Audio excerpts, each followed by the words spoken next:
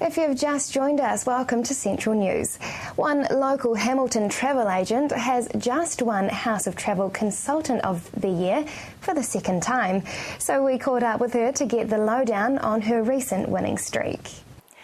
Hi Judy, now this is the second time that you have won the House of Travel Consultant of the Year. Can you tell me a bit more about this award? Yes, very exciting to be named the top consultant out of 12 people, and I last won it in 2006, and I have been lucky enough to be in the top 12 in the last 10 years. So it's a great honour. There's a great bunch of consultants and I feel very honoured to be the winner. So how many people were you up against and what did you win? There's approximately 650 consultants who would be eligible. I won a lovely new Renault Mégane, which is replacing my BMW. So very lucky indeed. I'm very thrilled with it. I love it and very exciting. So how many years have you been in the industry and how has the business changed over the years? I've been in travel for over 20 years. Most of that time with Calder and Lawson House of Travel, although they did join the House of Travel group a bit after that. Travel has changed immensely. The internet is involved now.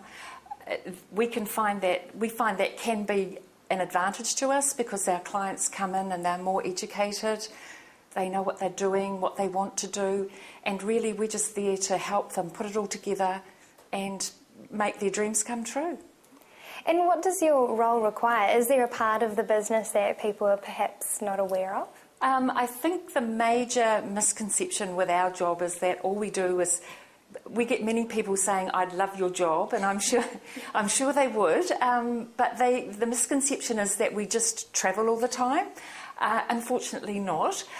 We do get the opportunity to travel, which is amazing, but when we're doing that, we're often doing it in a business capacity, and we're checking out different places, little restaurants somewhere that you can go, just the points of difference so that we can come back and be confident selling to our clients. Okay, so not so much of just the lounging on the beach. No, not quite the pool every day. And I often say to people, well, if it was my holiday, I probably wouldn't get up at 7 o'clock and go and do a hotel inspection. So, no, it's a wonderful opportunity, but that's probably the major misconception.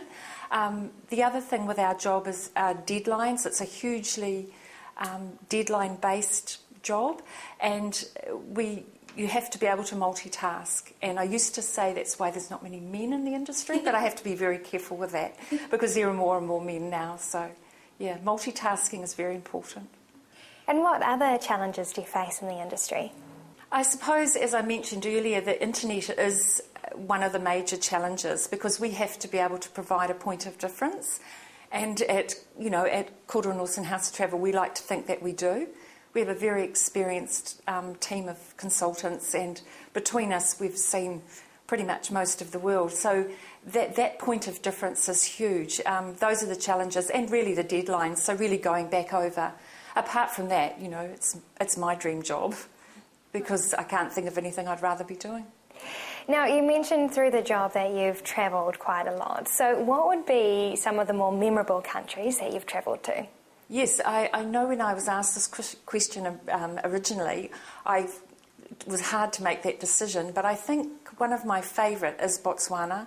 It's quite a niche product, and it's not everyone that will get to go there, but I just hope they can.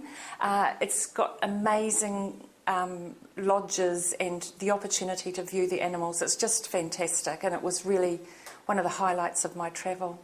Other destinations such as South America, and I love the South Pacific. I think I've been to every island actually, so I love the South Pacific a lot. And where would be the ultimate holiday for a winter escape this year? This year, the likes of Bali and Hawaii have opened up considerably. Bali due to the fact that they've now got direct flights in the middle of the year. Hawaii because someone else has come on board. So it really does make more availability, more affordable. So I think if you wanted to get away somewhere nice in the winter, Bali, Hawaii. Well, it all sounds very lovely. So what would be some of your tips for those first-time travellers? Yes, I always say to big cities like Europe and everything like that, we always recommend that you do the hop-on, hop-off bus the first thing you do when you get there, just to make sure that you know where you are and how to get around. And often, even if I go back to a city now, I quite often do that, just as a means of getting around. So it's a great thing to do.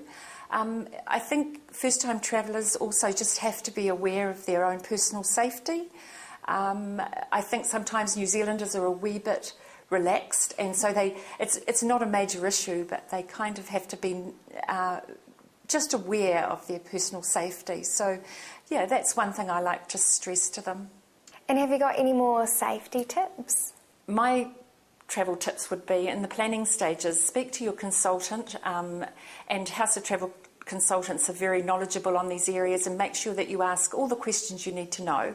Another tip is, when you're travelling in foreign countries, always make sure you take a business card from the hotel. It's imperative for getting back home with a taxi driver that may not speak your language. Well, that is the news for today. We really want you to be involved, so